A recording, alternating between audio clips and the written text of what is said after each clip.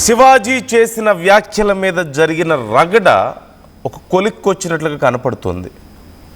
ఒక kind of conclusion కనిపిస్తుంది, but there is no clarity about that.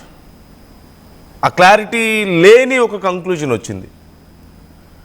Shivaji కొన్ని వ్యాఖ్యలు చేయడం, మహిళల దుస్తుల గురించి, మహిళల వస్త్రధారణ గురించి, ఇలా కాదు ఇలా ఉంటే బాగుంటుందని చెప్పే ప్రయత్నం చేశారు. దానికి ఇక చిన్మయి రియాక్ట్ అవ్వడం, అనసూయ రియాక్ట్ అవ్వడం, ఆ తర్వాత ఆర్జీవి రియాక్ట్ అవ్వడం, ఇక వరుస పెట్టి ప్రముఖులందరూ రియాక్ట్ అవుతూ ఉండడం మనం చూస్తూనే ఉన్నాం.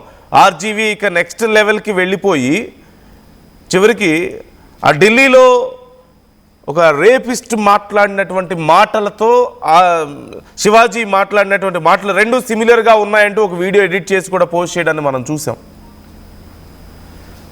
సినిమా ఇండస్ట్రీలో ప్రకాష్ రాజ్ రియాక్ట్ అయ్యారు ఈ అంశానికి సంబంధించి, అలాగే ప్రొడ్యూసర్ ఎస్కేన్ రెస్పాండ్ అయ్యారు.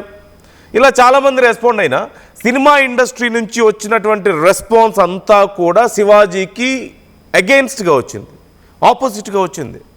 But at the same time Shivaji comments చేసిన దగ్గర నుంచి ఆర్టీవీ ఈ అంశాన్ని కవర్ చేస్తూనే ఉంది. అఫ్కోర్స్ అనసూయ చేసినటువంటి వ్యాఖ్యలు చాలా పెద్ద సంచలనంగా మారాయి. అలాగే నాగబాబు కూడా ఈ విషయంలో రెస్పాండ్ అయ్యారు. ఓవరాల్గా శివాజీ మీద సినిమా ఇండస్ట్రీ అంతా ఆపోజిట్గానే మాట్లాడారు. బట్ ఆర్టీవీ ఈ అంశాన్ని కవర్ చేస్తున్నంతసేపు ఆర్టీవీతో మాట్లాడినటువంటి పబ్లిక్ అందరూ కూడా, కామన్ పీపుల్ అందరూ శివాజీని సపోర్ట్ చేస్తున్నారు. ఆల్మోస్ట్ 99.99% ఆర్టీవీతో మాట్లాడిన వాళ్ళు, ఆర్టీవీకి కామెంట్స్ చేసిన వాళ్ళు అందరూ కూడా శివాజీకే మద్దతుగా నిలబడుతూ ఉన్నటువంటి పరిస్థితి కనిపిస్తుంది.